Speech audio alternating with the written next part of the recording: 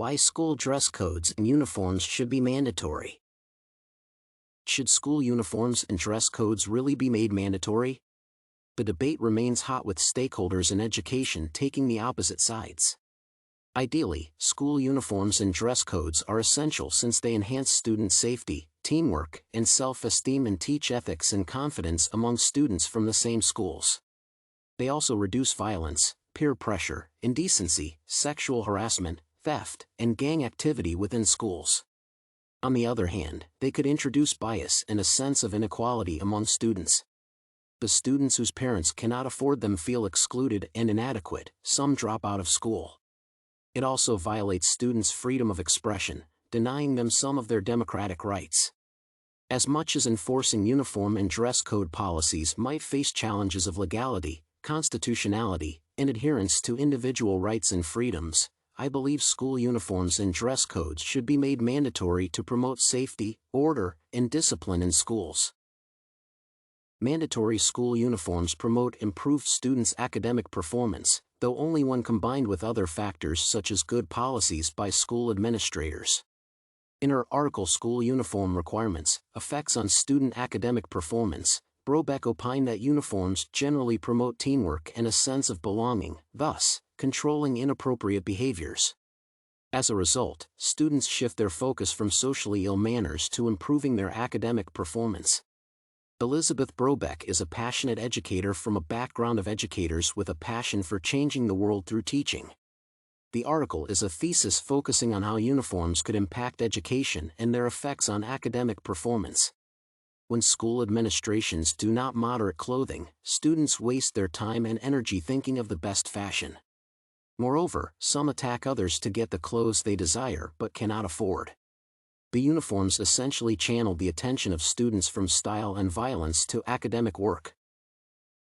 Clothing rules are enforced in schools and the corporate world, especially in big businesses. In the article School Dress Codes and Uniform Policies, Anderson shows how rules on dress codes within schools curb disruption, indecency, gang violence, peer pressure, and theft. Anderson Wendell was a writer interested in educational policies and their effect on academic performance. The article was published in the wake of unrest in schools, which arose due to students protesting school uniforms. Schools design their dress codes to prevent students from wearing provocative clothing, mainly portraying nudity, obscenity, and drugs. Students in formal dress receive high ratings from fellow students based on their clothing. School uniforms create inequality among students and fractions among stakeholders in education. According to Sabic-El-Rayess et al., some students cannot afford school uniforms since the cost is relatively high, especially in low-income countries. The financially vulnerable students feel excluded when other students wear uniforms they cannot afford. They perceive the costly uniforms as a symbol of power, thus, not owning them makes them feel marginalized. Consequently, they drop out of school because they are stigmatized, hence, they have lowered self-esteem. Essentially, poorly implemented school uniform policies negatively impact students, especially those from financially disadvantaged backgrounds. Enforcing uniform policies is a violation of individual rights and freedoms. Uniforms indicate what is to be worn, dress codes dictate what is not to be worn. As such, civil liberty unions and some students consider them to infringe on their freedoms.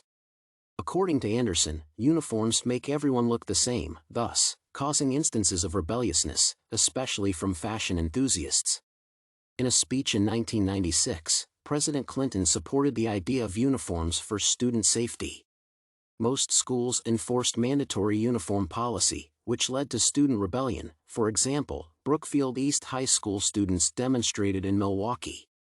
In addition to that, some uniform and dress code policies lack legal backing and usually get revoked by judicial courts. Generally, opponents of uniform policies believe they are unnecessary and unlawful, for they deny students fundamental freedoms. School administrators have always found enforcing school uniforms and dress code policies challenging. The reasons for that struggle include resistance to those policies, increased dropout rates among students, and some students' inability to afford uniforms. Some find uniforms unnecessary. For instance, some civil societies claim that uniforms are not a solution to students' inappropriate behaviors and violate students' freedom of expression. Some stakeholders equally believe in having no dress codes and uniforms in schools because they breed inequality and bias in schools, for some students cannot afford them, therefore, facing increased stigma. Conversely, proponents of mandatory school uniforms and dress codes opine that they are necessary since they enhance students' safety and confidence. In addition, it promotes good ethics, teamwork, and discipline among students. It also reduces gang violence, thefts, inequality, and peer pressure among students.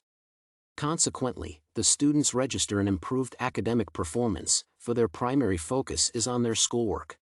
I admit uniform and dress code policies in schools will not solve all school problems. However, they will undoubtedly promote a good school culture, especially when all stakeholders are involved in their implementation.